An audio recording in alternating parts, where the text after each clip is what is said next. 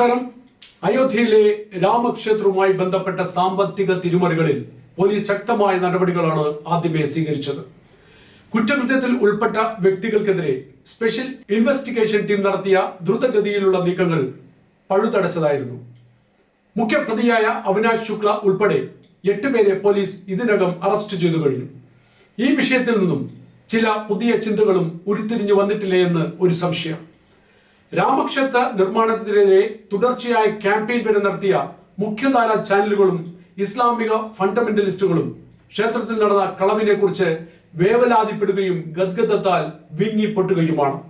രാമനെയും ക്ഷേത്രത്തെയും പച്ചയ്ക്ക് അധിക്ഷേപിച്ച ഇത്തരം മഹോന്നതന്മാരുടെ മനസ്സിലും രാമനോട് ഇപ്പോൾ തോന്നിയിരിക്കുന്ന അതിരുകളില്ലാത്ത ആദരവ് തീർത്തും കാപട്യമാണ് എന്ന് ജനം തിരിച്ചറിയുന്നുണ്ട്.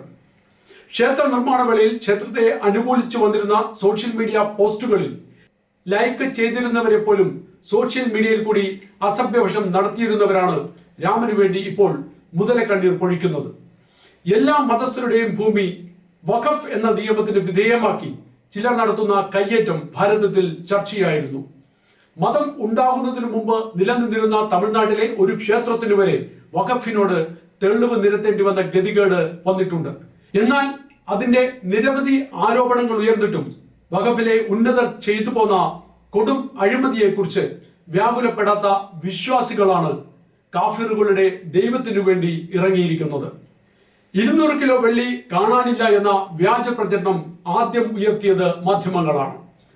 മാധ്യമങ്ങളെ അത് ലോക്കലിൽ തന്നെ ഉണ്ട് എന്ന് ഞങ്ങൾ അറിയിക്കുന്നു. ഒരു വ്യക്തി സമ്മാനിച്ച 24 കാരറ്റ് സ്വർണം പൊതിഞ്ഞ രാമചരിത മനസ്സത്തെ ചൊല്ലിയായിരുന്നു അടുത്ത വിവാദം. അത് ക്ഷേത്രത്തിന്റെ സ്ട്രോങ് റൂമിൽ തന്നെയുണ്ട് എന്ന് ക്ഷേത്രാധികാരികൾ വെളിപ്പെടുത്തുന്നു. സുരക്ഷാ കാരണങ്ങളാൽ പൊതുവിടങ്ങളിൽ സ്ഥിരമായി പ്രദർശിപ്പിക്കുവാൻ സാധിക്കാത്തത് മൂലം ക്ഷേത്രത്തിൽ അതിനു വേണ്ടി ഒരു പ്രത്യേക സുരക്ഷിത മേഖല ഒരുക്കുകയായിരുന്നു ക്ഷേത്രാധികാരികൾ ചെയ്തത്. ക്ഷേത്രത്തിൽ നിന്ന് നഷ്ടപ്പെട്ടു എന്ന് കരുതുന്ന പണം വലിയ അളവിൽ പെരുപ്പിച്ചു കാട്ടുകയായിരുന്നു മാധ്യമങ്ങളുടെ അടുത്ത അജണ്ട.